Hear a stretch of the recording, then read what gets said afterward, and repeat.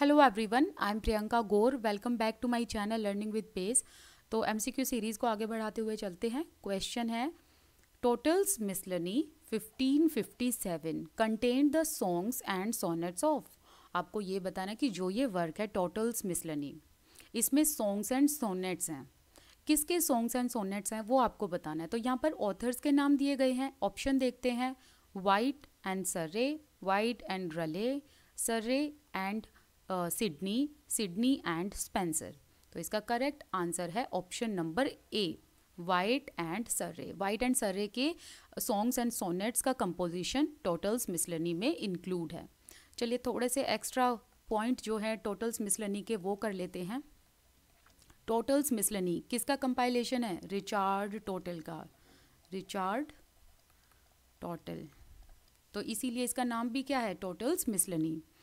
Okay, ये first printed anthology है English poetry की। ठीक है, इंग्लिश पोइट्री की Tottel's miscellany first printed anthology है। एंथोलॉजी का मतलब क्या होता है? Collection of plays, short stories and songs by different authors.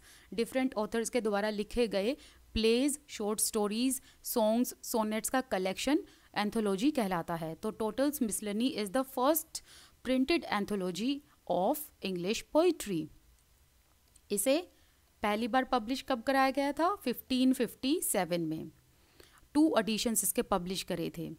इसमें टोटल कितनी पोम है? 271 पोम्स हैं, ये ध्यान रखनी है, इंपॉर्टेंट है। और कितने सोनेट्स हैं?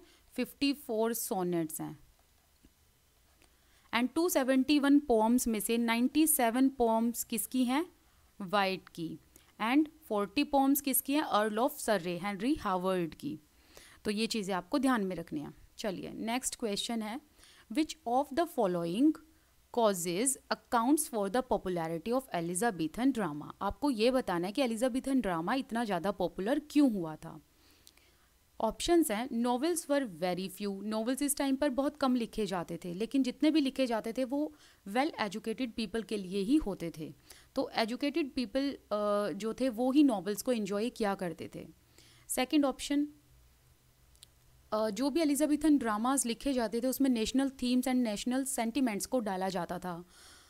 और जो भी ड्रामाज लिखे जाते थे उनसे ऑथर्स ने खूब सारा पैसा भी कमाया, क्योंकि ड्रामाज बहुत ज़्यादा पॉपुलर थे। तो इसी वजह से authors were more incline towards drama rather than novels. तो इसीलिए ऑथर्स ने ड्रामा लिखकर खूब सारा पैसा भी कमाया है। या फिर ऑल ऑफ द अबव। तो इसका आंसर है ऑप्शन नंबर डी, तीनों ही इसके आंसर हैं। इन तीनों ही रीज़न की वजह से एलिजाबेथन ड्रामा काफ़ी ज़्यादा पॉपुलर हुआ था। Okay, next question, Campaspe, Endymion, Hudibras, Love's Metamorphosis, the women in the moon, these are the best works of John Lyly. ये सारे वर्क किसके हैं? जॉन लिली के हैं। हु रोट मोस्टली, जिन्होंने कौन सा जोनरा अपनाया था, आपको यहाँ पर ये बताना है। ऑप्शंस हैं, tragedies, comedies, chronicle plays, poetic plays. इसका आंसर है option number B, comedies. John Lyly ने ज़्यादातर कॉमेडीज़ जो हैं वो अपनाई थी, वो लिखी थी। ओके, इसका भी थोड़ा सा हम एक्स्ट्रा पॉइंट कर लेते हैं। John Lyly devoted himself mostly to writing comedies. और जितने भी ये वर्क हमने देखे, Campaspe, Endymion, Hudibras, Love's Metamorphosis, the women in the moon, ये सारी इनकी कॉमेडीज़ हैं। अब कॉमेडीज़ में आपको 3 वर्क और याद रखने हैं, सैफो एंड फो। ठीक है, नेक्स्ट है गैलेथिया, ये भी इनकी कॉमेडी है। नेक्स्ट है मिडास, ये भी इनकी कॉमेडी है जो आपको ध्यान में रखनी है। The best known play of George Peele, आपको ये बताना है जॉर्ज पील का इनमें से बेस्ट नोन प्लेज कौन सा है। Tamburlaine, Edward one, the old wife's tale, the old wife's tale और the women in the moon. तो इनका आंसर है option number C, the old wife's tales. और इसी से इन्फ्लुएंस होकर फिर शेक्सपियर ने द विंटर्स टेल लिखी थी। The Winter's Tale, Winter's Tale किसका वर्क है? शेक्सपियर का वर्क है। एंड फिर बाद में जॉर्ज पील ने शेक्सपियर के साथ मिलकर शेक्सपियर के वर्क में हेल्प भी की थी टाइटस एंड्रोनिकस में।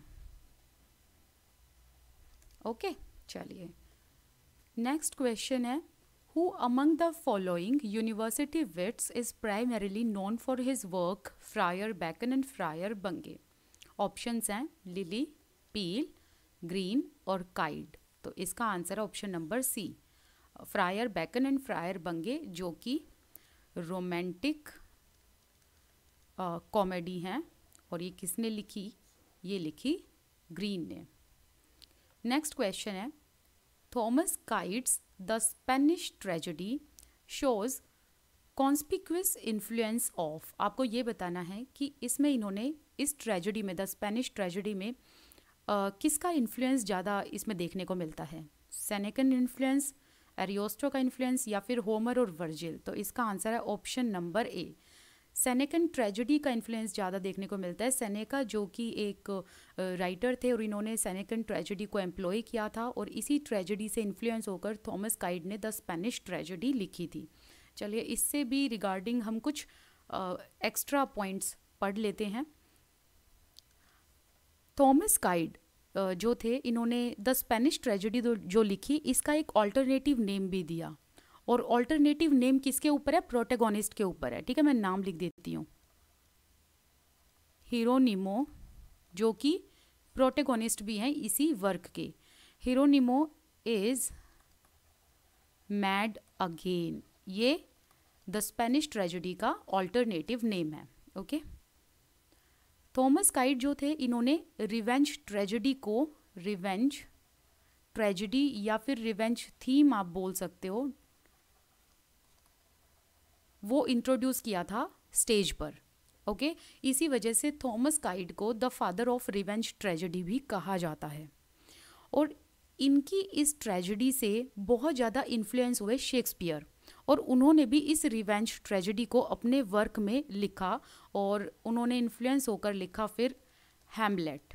ठीक है, रिवेंज ट्रेजेडी से इन्फ्लुएंस होकर शेक्सपियर ने हैमलेट लिखा एंड वेबस्टर ने द डचेस ऑफ माल्फी लिखा, द डचेस ऑफ माल्फी।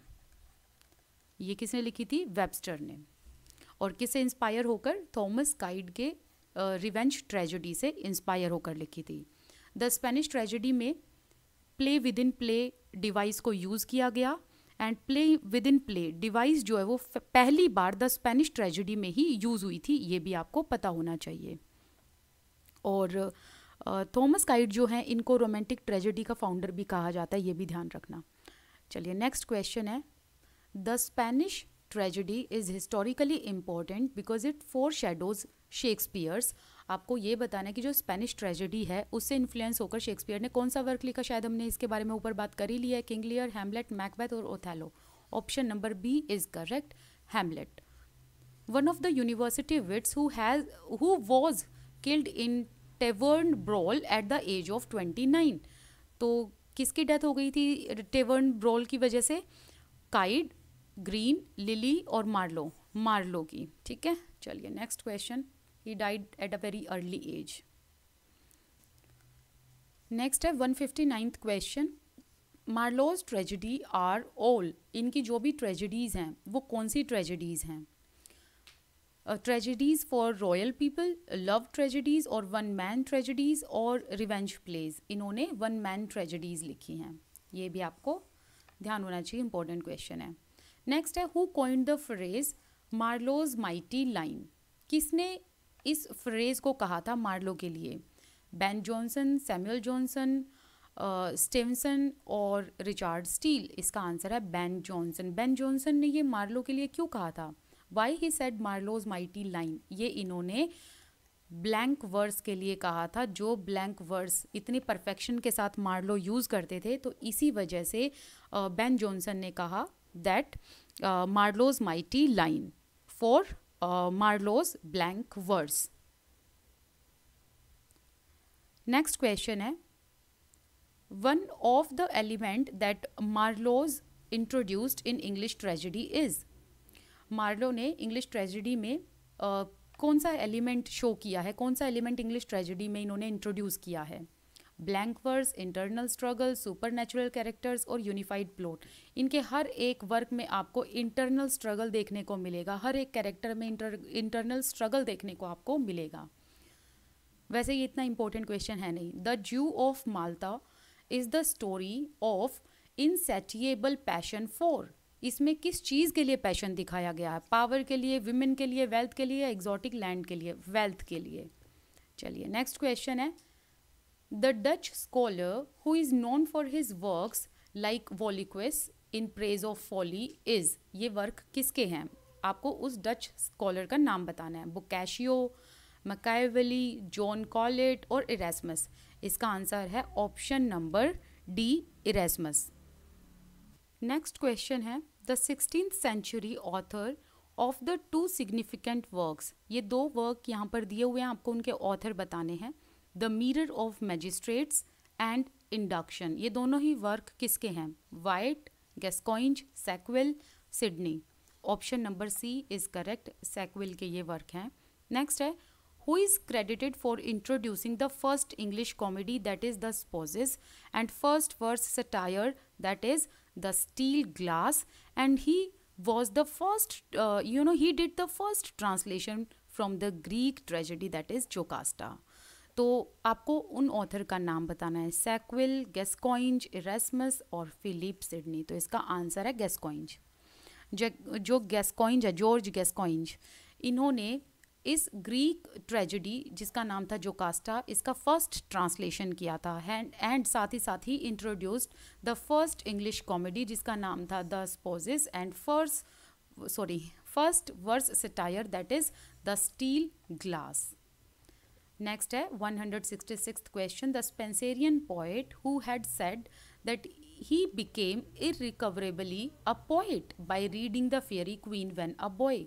आपको ये बताना है कि ये कोट किसने कही थी, ये बात किसने कही थी? ड्राइडन, फ्लेचर, थॉमस मूर और Abraham Cowley. Option number D is correct. Abraham Cowley ने क्या कहा था? देखिए इस कोट का मतलब क्या है। इसका मतलब ये है, इन्होंने कहा जब ये बॉयश एज में थे, जब ये टीन एज में थे अपनी, और इन्होंने फेयरी क्वीन को पढ़ा, और अब्राहम काउले ऐसा कहते हैं कि वो कभी पोइट नहीं बनना चाहते थे, लेकिन जैसे ही उन्होंने फेयरी क्वीन को पढ़ा तो इस वर्क से ये इतने ज़्यादा इंस्पायर हुए कि इनके अंदर जो पोइट था वो रिकवर हो गया। मतलब वो उनको पता भी नहीं था इनके अंदर कोई पोइट होगा, ओके, और वो इतनी अच्छी पोइट्री लिख सकता है।